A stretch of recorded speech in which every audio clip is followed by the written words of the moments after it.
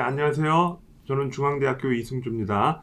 오늘 여러분들께 드릴 말씀은 미중 전략 경쟁과 지역 질서의 변화라고 하는 주제를 중심으로 몇 가지 말씀을 드리고자 합니다. 여러분들께서 잘 아시다시피 중국의 부상과 함께 미국의 전략 경쟁이라고 하는 것이 최근 수년간 가속화되어 왔습니다.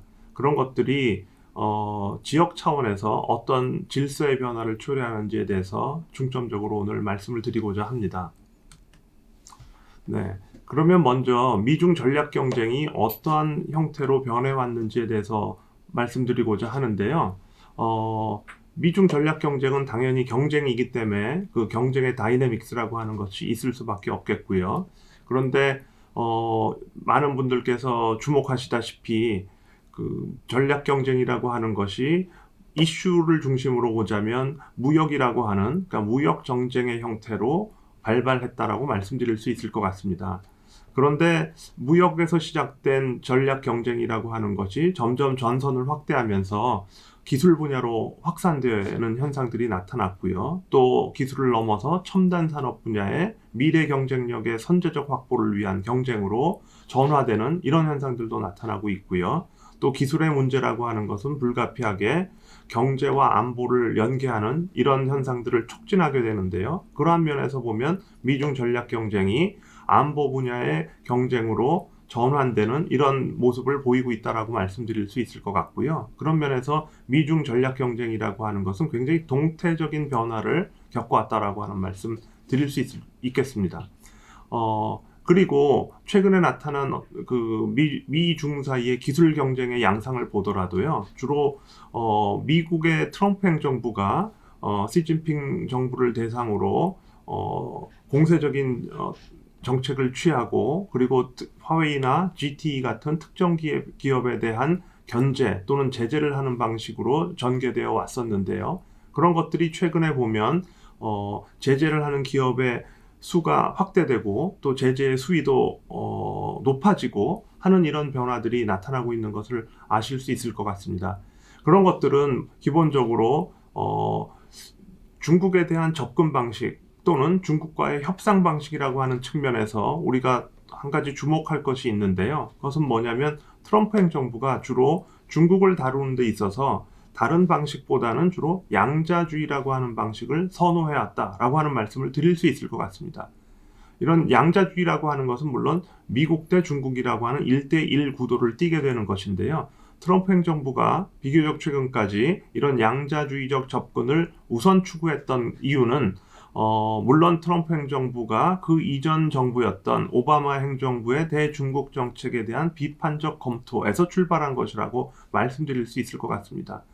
오바마 행정부는 중국에 대한 전략을 추구하는 데 있어서 제도적 관여라고 하는 주로 다자주의적 접근 방식을 선호하는 그런 모습을 보여왔었는데요. 트럼프 행정부의 판단은 그런 다자주의적 접근이라고 하는 것이 중국의 근본적 변화를 이끌어내는데 본질적인 한계가 있다라고 하는 판단을 하게 되었고요. 그러다 보니까 다자주의보다는 양자주의라고 하는 중국에 대한 새로운 접근을 추구했다라고 말씀드릴 수 있겠고요.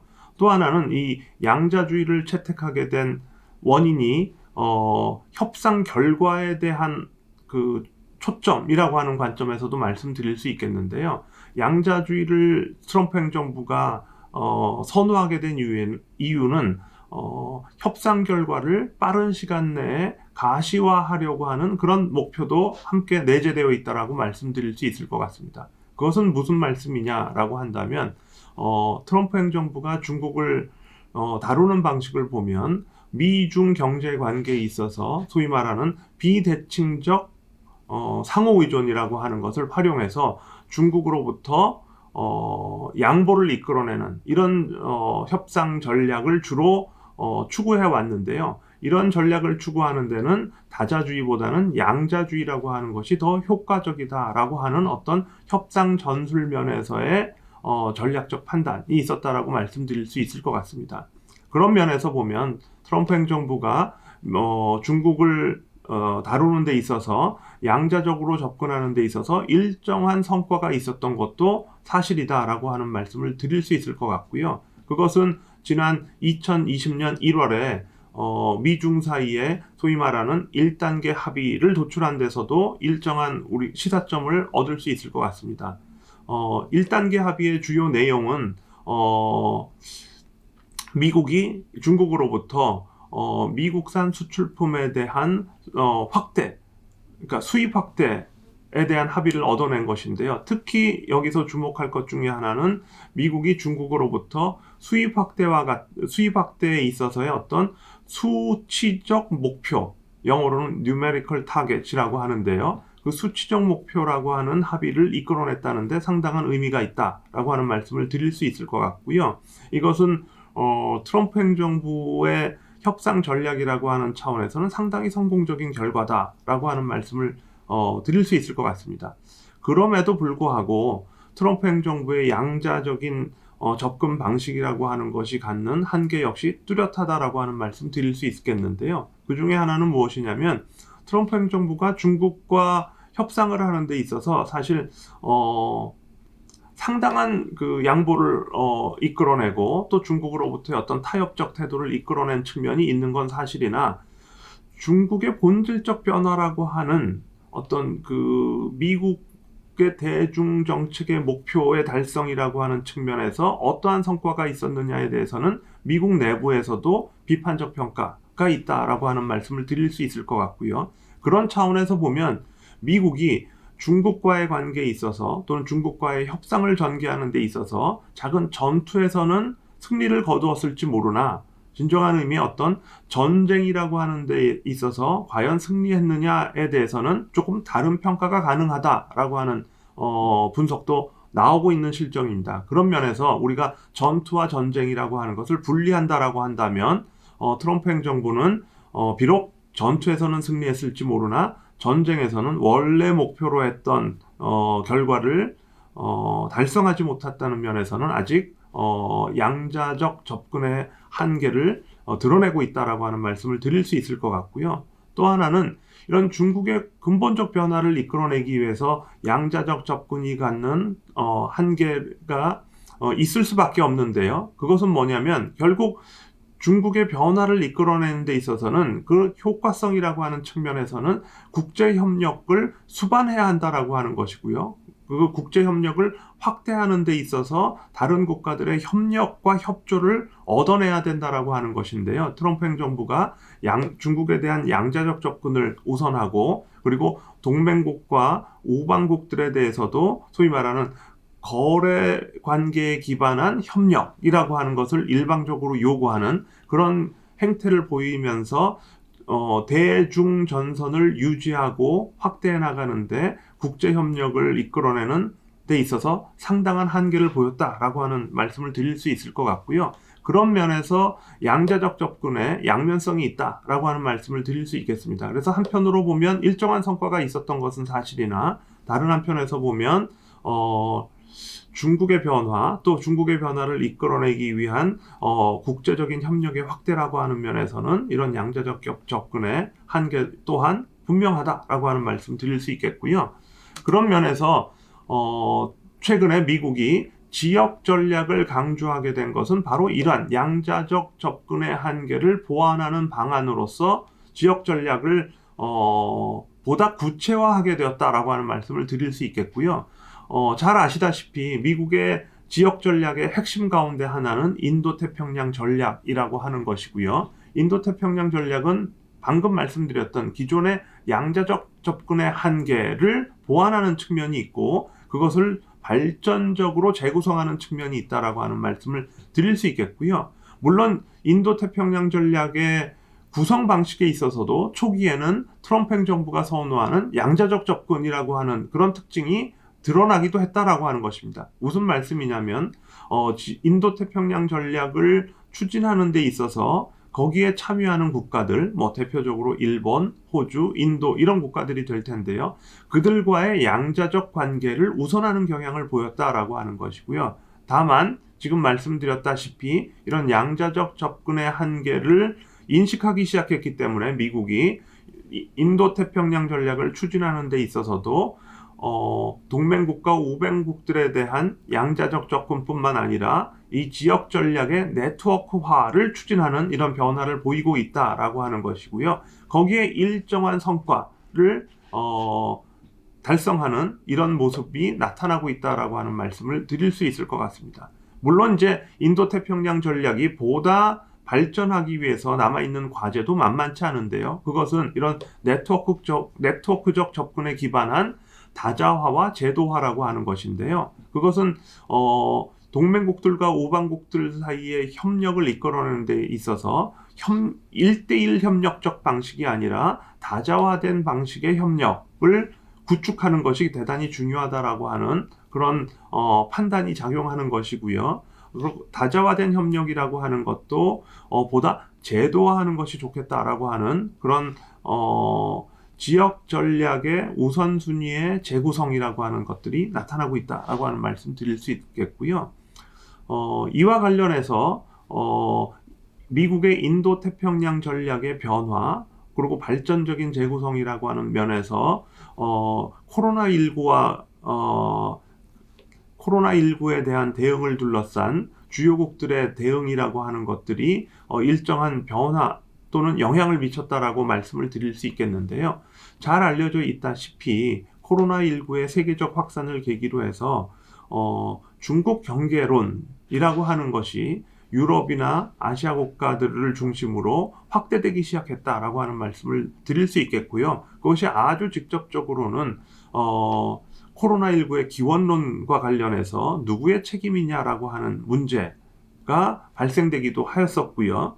또 그것을 넘어서는 코로나19에 대한 대응 과정에서 중국의 대응 방식에 대한 어떤 비판적인 인식 이런 것들이 확산되기도 했었고요. 그것은 뭐 인권이라든지 프라이버시의 문제 등등과 관련한 문제 제기이고요. 더 근본적으로는 이런 코로나19에 대한 대응 과정에서 중국 체제의 어떤 본질적인 문제점, 한계 이런 것들이 노정되었다라고 하는 인식들도 자리 잡게 되었고요. 더 나아가서는 이 코로나19의 기원론 또는 책임론 이런 것을 불식시키기 위해서 중국이 대외적으로 굉장히 공세적 외교를 펼치기 시작했는데요. 그런 것이 일명 마스크 외교로 불리우기도 하는 것이고요. 그래서 마스크 외교라고 하는 것은 중국이 코로나19가 전 세계적으로 확산되는 국면에서 굉장히 다른 국가들로부터 우호적인 인식을 얻으려고 하는 공세적 외교의 일환이었다라고 하는 지적을 할 수 있겠는데요. 그럼에도 불구하고 마스크 외교에 대한 반발과 우려가 존재했던 것도 사실이다 라고 하는 말씀을 드릴 수 있겠고요. 그것은 무엇이냐면 마스크 외교를 중국이 굉장히 공세적으로 진행하다 보니까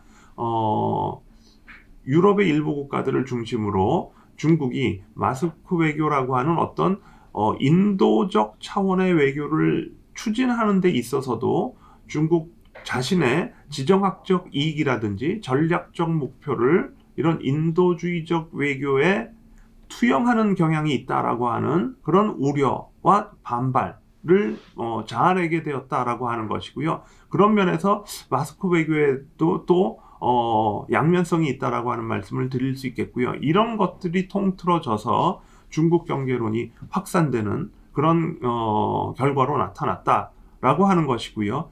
바로 미국은 이런 중국 경계론의 확산이라고 하는 그런 계기를 활용해서 대중국 정책 또는 대중국 견제라고 하는 전략적 목표의 달성을 위한 국제 협력을 활성화하는 또는 확대해 나가는 이런 지역 전략의 변화를 추구하게 되었다라고 하는 것이고요. 그런 것들은 동맹국과 우방국들과의 관계에 있어서 기존에는 비교적 최근까지는 일방주의적 행태를 보인 측면이 있었으나 다시 말씀드려서 미국이 대중국 전략을 수행하는 데 있어서 동맹국들과 우방국들에 대해서 미국 정책에 대한 일방적 협조를 요구하는 그런 모습을 보였다는 점에서 일방주의적 모습을 보인 측면이 있다라고 말씀을 드릴 수 있겠는데요. 최근에는 의미 있는 변화가 나타나고 있는 것이 동맹국들과 우방국들의 관계를 보다 쌍방향적이고 상호주의적인 그런 관계를 통해서 국제협력을 확대해 나가려는 그런 모습을 보이기 시작했다라고 하는 것이고요. 그것이 아마도 내년에 새로 취임하게 될 바이든 행정부에서는 이런 우방국들과 동맹국들과의 국제협력이라고 하는, 그리고 그 국제협력을 추진하는 방식으로서 다자주의라고 하는 것이 보다 강화되고 활성화될 것이다라고 하는 그런 전망이 나타나는 것도 이런 지역 차원의 전략의 변화와도 밀접한 관련이 있다라고 하는 말씀을 드릴 수 있겠고요. 이런 미국이 국제협력을 확대하고 다자주의적 협력을 추구하는 그런 무대로서의 인도태평양이라고 하는 전략적 중요성이 계속 높아질 거다라고 하는 전망을 우리가 해볼 수 있을 것 같습니다. 그렇다면 이처럼 미국과 중국 사이에 그 지역을 무대로 한 전략 경쟁이 새롭게 전개된다라고 하는 말씀을 드릴 수 있겠는데요. 그것은 지금까지 주로 제가 미국을 중심으로 인도태평양 전략이 미국의 어떤 그 대중국 정책이라고 하는 큰 맥락 속에서 재구성되기 시작했다라고 하는 말씀을 드렸고요. 그 결과 인도태평양 전략과 1대1로라고 하는 미국과 중국 사이의 어떤 지역 전략의 경쟁 구도가 형성되기 시작했다라고 하는 말씀을 드릴 수 있겠고요. 물론 인도태평양 전략과 1대1로 사이의 경쟁 구도라고 하는 것이 아주 최근에 나타난 현상은 아니다라고 하는 것이고요. 다만 제가 강조해서 드리고 싶은 말씀은 비교적 최근까지도 인도태평양 전략과 1대1로 사이의 경쟁 구도라고 하는 것은 주로 비전 차원에서 또는 이니셔티브 수준에서 형성되었었다라고 한다면 이제는 보다 구체화되고 입체화되는 단계로 변화하고 있다라고 하는 것이고요. 다시 말씀드려서 인도태평양 전략과 1대1로의 경쟁 구도가 개별적인 이슈 에어리아, 개별 이슈 분야에서 형성되고 그리고 개별적인 프로그램의 형태로 나타나고 하는 형식으로 지금 변화하고 있다라고 하는 것이고요. 그래서 이런 전략적 경쟁 구도가 지역 차원에서 보다 구체화되는 어떤 의미 있는 변화가 나타나고 있다라는 말씀을 드릴 수 있겠습니다. 그런 것들이 보면 분야별 경쟁 구도를 형성하고 있는 것들을 우리가 알 수 있을 텐데요. 최근에 미국은 디커플링 이슈를 논의하면서 에코노믹 프로스페리티 네트워크라고 하는 것을 대외적으로 표방하기 시작했는데요. 이런 것들은 중국은 몇 해 전부터 홍색 공급망이라고 하는 형태로 자국을 중심으로 한 공급망을 구성해야 되겠다라고 하는 목표를 인도태평양 지역을 무대로 해서 추구해왔던 것이고요. 그런 면에서 보면 공급망의 측면에서도 미국 주도의 공급망과 중국 주도의 공급망 사이에 어떤 일정한 경쟁 구도라고 하는 것들이 형성되고 있다라고 하는 말씀을 드릴 수 있겠고요. 또 하나는 1대1로는 기본적으로 인프라 건설을 통한 영내 국가들 사이의 연결성을 증진하는 것에 1차적인 목표를 두었고요. 그를 통해서 지역 협력을 강화하겠다라고 하는 것이고 그 지역 협력의 강화라고 하는 것을 중국이 주도하겠다라고 하는 그런 목표를 설정하였던 것이죠. 그래서 1대1로가 전통적인 인프라 건설 중심으로 진행되어 온 측면이 있는데요.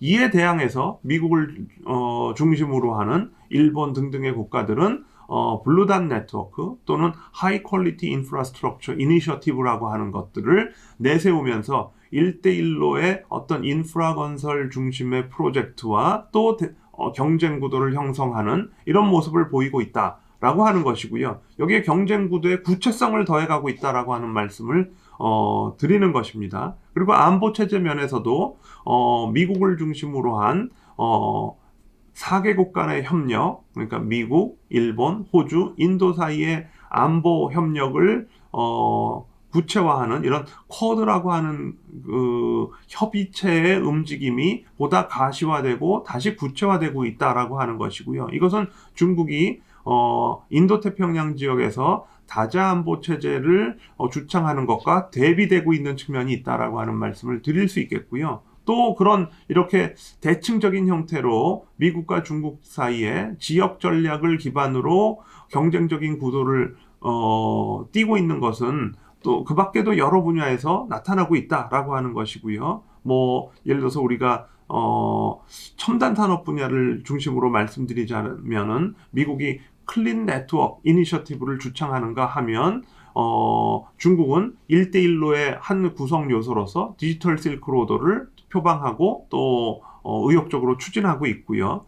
또 아주 좁혀서 보자면 전통적으로 우리가 내비게이션 시스템, 항법 시스템이라고 하는 것은 기본적으로 미국이 세계 많은 국가들에 제공하는 어떤 미국의 어떤 공공재 제공의 역할이라고 하는 것에 상당히 의존하는 측면이 있었는데요. 여기에 대항해서 중국이 베이도 항법 시스템이라고 하는 어떤 자체 항법 시스템을 구축하고 거기에 기반한 서비스를 제공하기 시작했다라고 하는 면에서 보면 이런 그 항법 시스템 또는 항법 시스템에 기반한 서비스의 제공이라고 하는 면에서도 미중 사이의 경쟁 구도가 형성되고 있다라고 하는 것이고 그것의 주 무대가 아시아 태평양 또는 인도 태평양 지역이 되고 있다라고 하는 말씀을 드릴 수 있을 것 같습니다. 네, 그 다음으로 지적해 볼 포인트 가운데 하나는 무엇이냐면요. 그러면 이렇게 지역 차원에서 미중 경쟁 구도가 보다 구체화되는 가운데 중국은 그럼 2013년부터 추진해 왔던 1대1로에 어떤 변화를 추구하고 있느냐라고 하는 것인데요. 그것을 1대1로의 입체화라고 하는 것으로 표현할 수 있을 것 같습니다. 그 1대1로가 입체화하게 된 배경에는 몇 가지를 지적할 수 있을 텐데요. 그것은 역시 아주 최근에 코로나19의 세계적 확산과 일정한 관계가 있다라고 하는 말씀을 드릴 수 있을 것 같고요. 그것은 무슨 말씀이냐면 코로나19가 발생하기 전까지 비교적 최근에 1대1로의 여러 가지 긍정적 측면이 있는가 하면 1대1로의 부정적 측면에 대한 영내 국가들의 우려가 존재했던 것이 사실이다라고 하는 것이고요. 그런 것들이 대표적으로 집약돼서 나타났던 것이 이른바 부채 덫이라고 하는 것이고요. 데트트랩이라고 하는 것인데요. 그래서 1대1로에 상당히 긍정적 측면이 있는 건 사실이나 중국이 1대1로를 전략적으로 추구하는 과정에서 주변 국가들이 우려할 만한 요소들이 대두됐던 것은 또 사실이다라고 하는 말씀을 드릴 수 있겠고요. 그 결과 2017년, 18년에 이러한 우려들이 표면화되기 시작했고 또 일부 사업들이 바로 그러한 우려 때문에 중단되기도 하는 현상들이 나타났다라고 하는 말씀을 드릴 수 있을 테고요. 그런데 코로나19가 세계적으로 확산되는 과정에서 1대1로에 대한 특히 개도국들의 수용성이 증가하는 이런 변화가 나타났다라고 하는 말씀을 드릴 수 있을 테고요. 그것은 어떤 말씀이냐면 코로나19의 확산이라고 하는 것은 개별 국가들에게는 기본적으로 방역의 문제이기도 하지만 다른 한편에서는 경제 침체에 대한 대응의 문제이기도 하다라고 하는 것이고요. 그래서 경제 침체에 대한 대응 수단을 어떻게 찾을 것이냐라고 하는 것, 그것이 굉장히 중요한 정책 과제로 대두되었다라고 하는 것이고요. 물론 선진국들은 잘 알려져 있다시피 재정과 통화 정책을 동원해서 유동성을 공급하는 형태로 지금 코로나19가 확산되는 과정에서 경제 침체에 대응하는 이런 모습들을 보이고 있다라고 하는 것이고요. 다만 개도국 정부들은 이런 그 경제 침체 유동성의 공급을 통해서 대응하는 것이 굉장히 제한적인 역량만을 가지고 있다라고 하는 것이고요. 그러한 면에서 개도국들은 물론 코로나19에 대한 대응을 하는 데 있어서 자체적인 역량을 향상시키는데도 주력하지만 이런 코로나19가 확산되는 과정에서 경기 침체 문제를 극복하기 위한 그런 해결책을 외부에서 찾기도 하는 그런 시도를 하기 시작했다라고 하는 것이고요. 그러한 외부에서의 문제 해결책의 일환으로서 1대1로에 대한 재인식이라고 하는 것이 나타나기 시작했다라고 하는 말씀을 드릴 수 있겠고요. 물론 그런 1대1로라고 하는 것이 인프라 프로젝트 중심이라고 하는 면에서 경기 부양 효과가 상당하다라고 하는 면에서 개도국들이 1대1로에 대한 관심을 다시 갖기 시작했고, 그런 면에서 좀 전에 말씀드렸던 1대1로의 여러 가지 부작용, 부정적 측면에 대한 우려가 조금씩 완화되는 이런 변화가 나타나기 시작했다라고 하는 말씀을 드릴 수 있겠고요. 물론 여기에는 중국이 코로나19를 먼저 경험한 국가로서 중국의 경제가 빠른 속도로 회복되는 소위 말하는 V자 형태의 반등을 하게 된 것도 이런 1대1로가 다시 본격화되는데 중요한 요인으로 작용했다라고 하는 말씀을 드릴 수 있겠고요. 그 결과 실제로 2020년 1대1로에 대한 수요가 늘어나게 되고요. 그리고 1대1로의 차원에서 진행되는 투자 프로젝트가 증가하게 되는 그런 현상들이 나타났다라고 하는 것이고요. 그래서 아마도 올해 1월부터 한 8월 사이에 자료를 보면 전년 대비 한 30% 이상의 1대1로 프로젝트의 투자 액수가 증가한 것으로 나타난다라고 하는 것을 알 수 있을 테고요. 이런 것들은 물론 중국이 1대1로를 보다 의욕적으로 추구한다라고 하는 의미가 될 수도 있겠지만 1대1로 참여국들, 그 가운데 특히 개도국들이 1대1로에 대한 수요가 증가했다라고 하는 말씀을 드릴 수 있을 것 같습니다. 그 밖에 1대1로의 입체화라고 하는 것은 단순히 중단되었던 사업의 복원에서 끝나는 것이 아니라 디지털 실크로드라든지 우주 실크로드 또는 최근에는 코로나19와 관련해서 보건 실크로드 등등으로 굉장히 다양한 이슈 영역으로 확대되어 나가고 있다라고 하는 것이고요. 그런 의미에서 1대1로가 전통적인 인프라 건설 중심의 중국의 대외 전략에서 보다 다양한 이슈 에어리아로 확대되어 나가는 과정에서 입체화되고 있다라고 하는 말씀을 드릴 수 있겠고요. 그 가운데 하나의 예로 보건 실크로드에 우리가 주목할 수밖에 없는데요. 중국은 말씀드렸던 것처럼 마스크 외교의 일정한 성과와 또 실패의 경험이라고 하는 것을 얻게 되었고요. 이 마스크 외교의 교훈으로부터 중국이 일정한 학습을 한 것들이 있다라고 말씀드릴 수 있겠고요. 그것에 기반해서 중국은 또 새로운 형태의 백신 매력 공세 또는 백신 외교를 펼치기 시작했다라고 하는 말씀을 드릴 수 있을 것 같고요. 이런 백신 외교라고 하는 것은 마스크 외교의 어떤 한계라고 하는 것을 상당히 보완한 측면이 있다라고 하는 건데요. 그것은 아주 중국의 백신 외교의 어떤 실행 방식에서 나타나는데요. 굉장히 다자적인 접근을 한다라고 하는 것이고요. 백신의 개발, 생산, 배분 과정에 있어서의 어떤 다자적인 접근 또는 국제협력에 대한 강조 이런 것들을 한다라고 하는 면에서 마스크 외교에서 추구했던 어떤 그 명시적인 어떤 전략적 목표의 투사라고 하는 그런 성격은 다소 완화된 측면이 있다라고 하는 것이고 중국의 백신의 그 생산이 본격화되고 특히 인도태평양 지역의 개도국들에게 이런 백신의 공급이 본격화될 경우에 중국의 지역 전략에 새로운 차원이 전개될 거라고 예상해 볼 수 있겠고요. 그런 의미에서 중국의 백신 외교는 지역 전략의 어떤 게임 체인저로서의 가능성, 잠재력 이런 것을 가지고 있다라고 하는 말씀을 드릴 수 있을 것 같습니다. 그런 면에서 앞으로 중국의 백신 외교의 향방에 대해서 우리가 조금 더 지속적인 모니터링과 검토 이런 것들을 필요로 하지 않을까라고 하는 말씀을 드릴 수 있겠고요.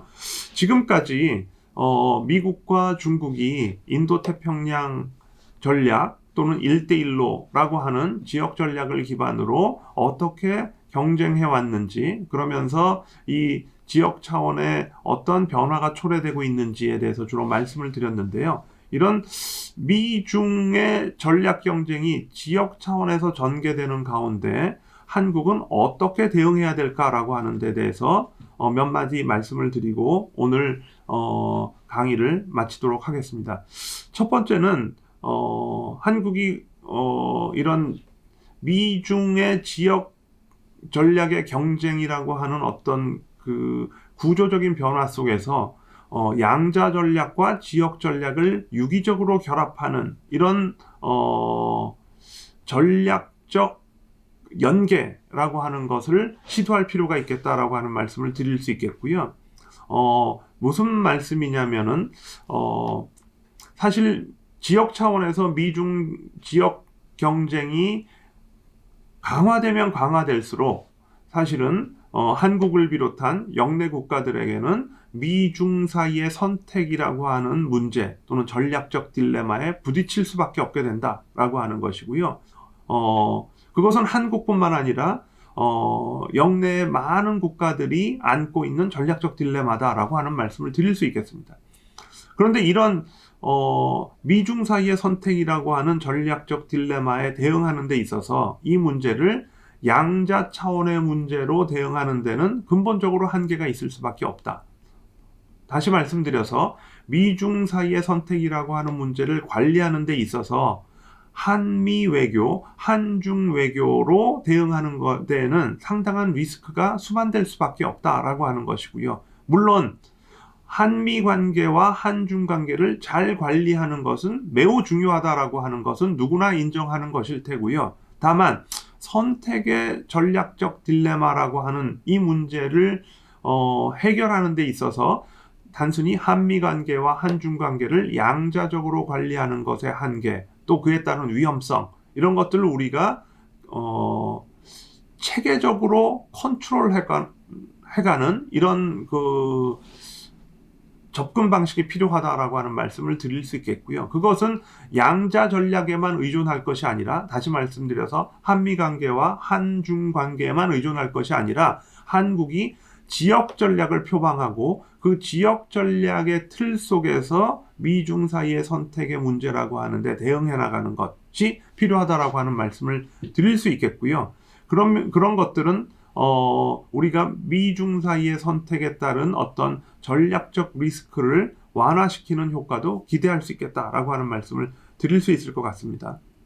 또 하나는 이런 그 전략적 선택을 하는 데 있어서 리스크를 완화하는 방식에 대해서 우리가 생각해 볼 필요가 있겠는데요. 또 다른 방식으로는 연대 외교에 대해서 우리가 진지한 고민과 구체적인 방법론에 대해서 생각해 볼 필요가 있겠다라고 하는 말씀을 드릴 수 있겠고요. 연대 외교라고 하는 것은 우리와 유사한 입장에 있는 국가들과 공동의 협상 포지션을 만들어내는 것을 의미하는 것이고요. 예를 들어서 동남아에 있는 국가들 가운데 대다수도 우리와 유사하게 미중 사이의 선택이라고 하는 그런 전략적 딜레마에 부딪혀 있다라고 하는 것이고요. 그들의 우려는 어떤 것이냐면 동남아시아라고 하는 지역이 강대국 경쟁의 장이 되고 있다라고 하는 건데요. 그런데 이 강대국 경쟁의 장이 되고 있는 동남아시아 국가들 사이에 협력이 약화되고 심지어는 아세안의 분열이라고 하는 모습이 나타나고 있다라고 하는 것이고요. 그래서 이런 문제를 극복하는 데 있어서 동남아시아 국가들이 아세안 차원에서 표방하는 것이 소위 말하는 인클루시브 리저널 아키텍처를 건설하자라고 하는 것이고요.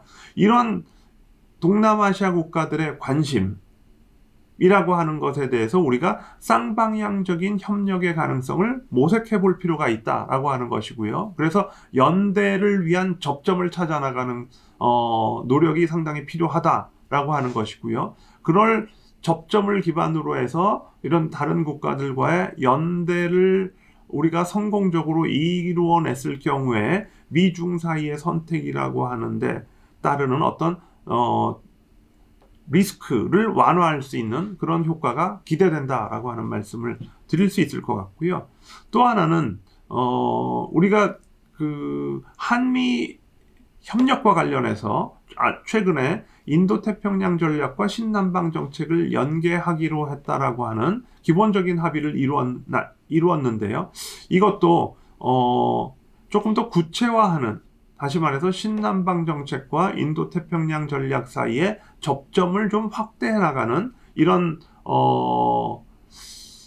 계기를 마련할 필요가 있겠다라고 하는 말씀을 드릴 수 있겠고요. 그것은 어떻게 가능하냐라고 한다면, 물론 미국이 인도태평양 전략을 굉장히 의욕적으로 추구하고 있고요. 한국도 최근 2, 3년 동안 신남방 정책을 추진하는 과정에서 일정한 성과를 낸 것이 사실이다라고 하는 건데요. 이 접점이라고 하는 것은 각자가, 다시 말해서 미국과 한국이 지역 차원에서 협력을 이끌어내는데 갖고 있는 비교 우위가 있다라고 하는 것이고요. 이런 비교 우위를 활용해서 한국과 미국의 지역 전략 사이에 접점을 만들어내는 것이 중요하고, 그것을 통한 확대 균형을 지속적으로 추구해 나가는 것이 필요하다라고 하는 말씀을 드릴 수 있겠고요.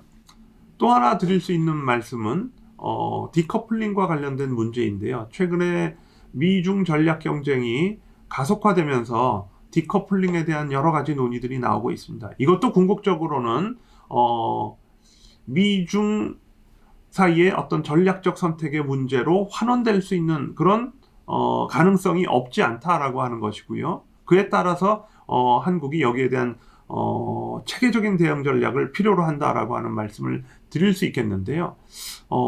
디커플링은 어떠한 형태로 진행될 것인가에 대해서 우리가 사전적으로 또는 선제적으로 검토해보는 작업은 반드시 필요하다라고 하는 말씀을 드리겠고요.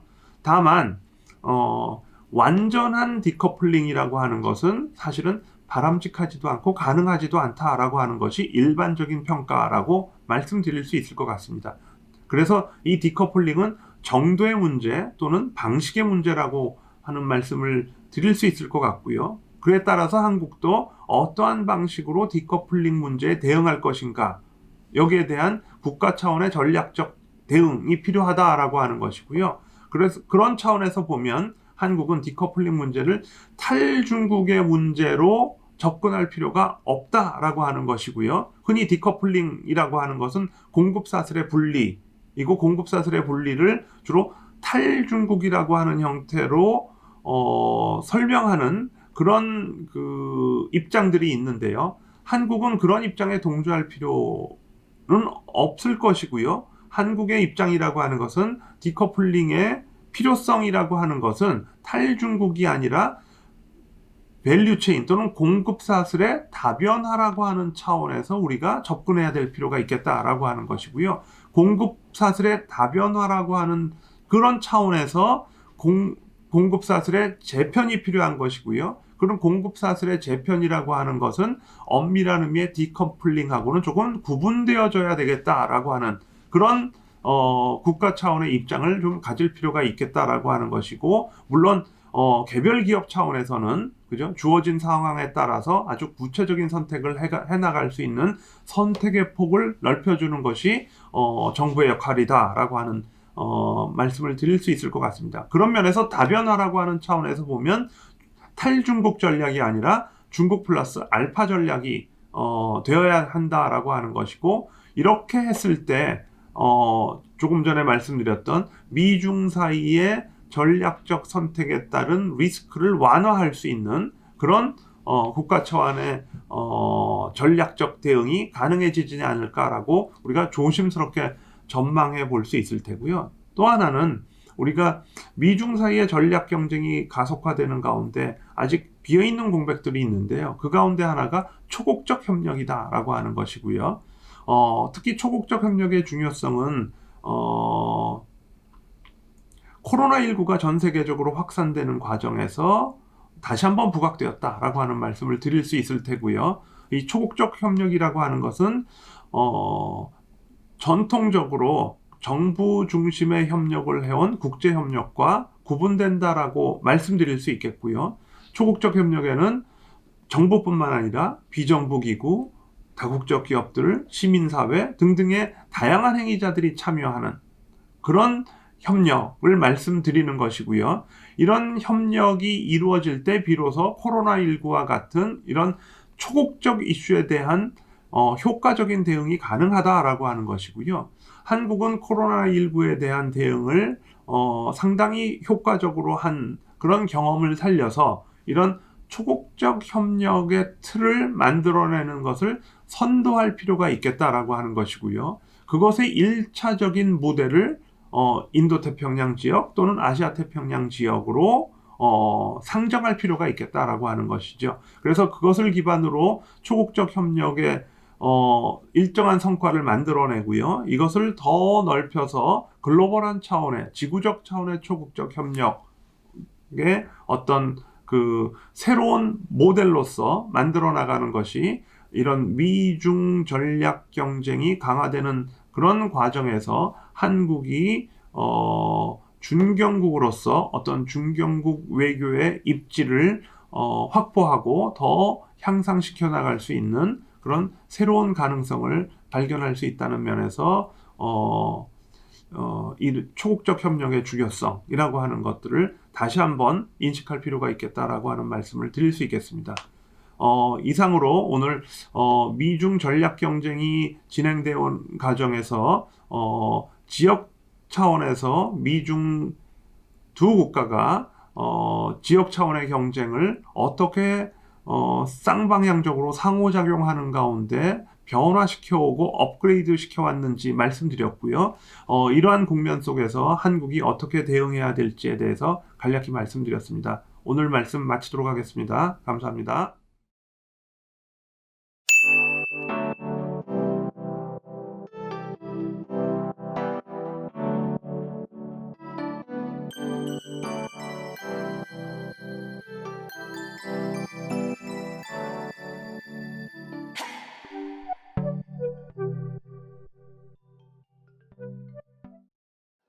미중 전략 경쟁이 굉장히 추상적으로 들리는데 이것에 미국이 군사적으로 대응을 하고 있는 준비가 지금 눈에 보이기 시작했습니다. 이것이 가져올 어떤 안보적 합의가 굉장히 심각하고 우리가 미리 준비를 해야 될 필요가 생겼고 이것에 대해서 제가 말씀을 드릴 예정입니다. 기대를 해주셔도 좋습니다.